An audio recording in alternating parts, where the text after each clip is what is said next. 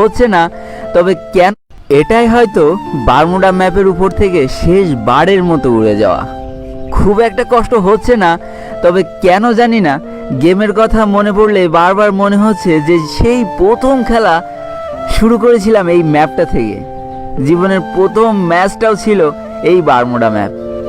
আর আজ সেই ম্যাপটা বদলে যেতে হাতে মাত্র কয়েকটা দিনই আছে, তারপরেই হয়তো সব শেষ। সবই চেনা চেনা লাগবে, তবুও যেন একটা অচেনার হাহাকার আমাদের মধ্যে থেকেই যাবে। কি করে ভুলি এই পিকের কথা? আমার চ্যানেলে যতগুলো গেম প্লের ভিডিও আছে সবই তো শুরু হয়েছে এই পিকের মাঠ থেকে। আর আজকে দেখো এই স্থানগুলো, এই জায়গাগুলো সবই পাল্টে যাবে। কত স্মৃতি রয়েছে ডাবল ডোরে এই ঘরটাতে। কত স্কোয়াড ইনিমিকে ঘুরিয়েছি এই ডাবল ডোরে। কখনো এই ঘর থেকে বেরোয়েছি, এই জানলা থেকে বেরোয়েছি, ওই পাশের জানলা দিয়ে ঢুকেছি, কখনো উপরে উঠে গিয়েছি। কত স্মৃতি। আর হয়তো কিছুদিনের মধ্যে এই ডাবল ডোর পুরো অচেনা হয়ে যাবে। কি করে ভুলি ভাঙা ঘরটার কথা? বারমুডা ম্যাপের প্রতিটা ম্যাচই তো শুরু হয়েছে এই ঘরটা থেকে। কতবার হয়েছে যে নেমে কোনো গান পাইনি, অথচ চারিপাশে এনিমি, সামনে পিছনে নিচে উপরে। এই ঘরগুলো হয়তো আর চেনাই যাবে না। কি করে ভুলি পুচিনকের কথা? এটা হয়তো শেষবারের মতো মন ভরে পুচিনককে দেখা। আপডেটের পর হয়তো পুচিনককে আর চেনাই যাবে না। এই ছোট্ট ছোট্ট ঘরগুলো চোখের পলকে হারিয়ে যাবে। কি করে ভুলি?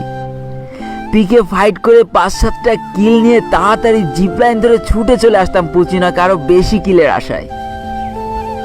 এই ছোট ছোট ঘরগুলোর সাথে এতটাই বেশি সম্পর্ক হয়ে গিয়েছিল যা হয়তো বলা যাবে না।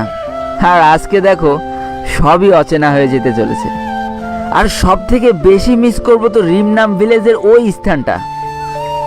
জানো তো এই স্থানটার মজাই আলাদা ছিল।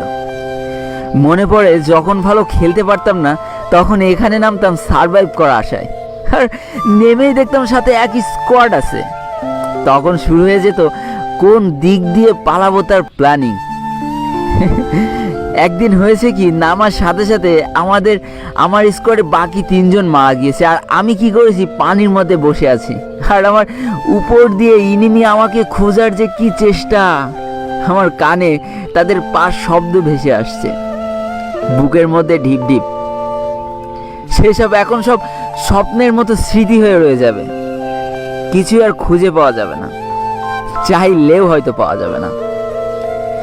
এখানে নেমে যদি পরিস্থিতি খারাপ মনে হতো তাহলে নদী সাঁতরে যে কোন কোনায় যে উঠে যেতাম তাই ইনিমির ধারণার বাইরে চলে যেত, যা হয়তো স্মৃতি হয়ে রয়ে যাবে। আর হয়তো কখনো এইভাবে দেখতে পারবো না রিমনাম ভিলেজ নামক এই জায়গাটা, যেখানে তলায় পানি আর উপরে আমাদের লুট করতে হতো। আর এটাই হয়তো রিমনাম ভিলেজের শেষবারের মতো দুচোখ ভরে দেখা। আসলেই সবটাই স্মৃতি। কি করে ভুলি স্যান্তোসার কথা? এখানে ব্লুজোন পড়লে এখনো নামতে মিস করি না। এত বড় জায়গা, একটা স্কোয়াডে যে কত ভালোভাবে লুট হয়ে যেত তা ভাবা যায় না। কত পলানো জায়গা। কখনো ইনিমির সামনে যদি নিজেকে অসহায় মনে হতো, কোন চিপায় যে বসে পড়তাম তা ইনিমির খুঁজে পেতে পেতে ইনিমির পার ঘাম মাথায় উঠে যেত। কি করে ভুলবো বলতে পারো? কি করে ভুলবো? কি করে ভুলি এই গাছগুলোর কথা? যখন দুইটা স্কোয়াডের মধ্যে ফাইট লাগতো, প্রায় প্রতিটা গাছের গোড়ায় এক একজন দখল করে বসে থাকতাম। শুরু হতো হার জিতের লড়াই। আর আজ সেই জায়গাটা পুরোপুরিভাবে চেঞ্জ হয়ে যাচ্ছে। মিস তো করতেই হবে। মিস খালি আমি করবো না, তোমরাও করবা। জানো তো বারমুডা ম্যাপে প্রায় 10টা ম্যাচে 9টা ম্যাচই শুরু হতো পিকের এই ভাঙা বাড়িটা থেকে।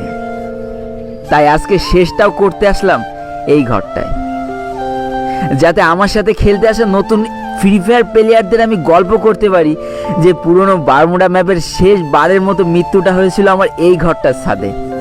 যেখানে আমি নামতাম সেখানেই শুরু হয়েছিল আর সেখানেই আজকে শেষ হলো। কথায় আছে না, যেখান থেকে শুরু সেখানেই সমাপ্তি। তো ভিডিওটা ভালো লাগলে একটা লাইক করে দিও, আর চ্যানেলে যদি নতুন হয়ে থাকো চ্যানেলটিকে সাবস্ক্রাইব করে পাশে থাকা বেল আইকনটা ক্লিক করে দিও। আর পারলে আমার মতো একবার পুরো বারমুডা ম্যাপটা ঘুরে দেখে আসো। কি জানি হয়তো আর কখনো পাবা না এই ম্যাপটা খেলার সুযোগ।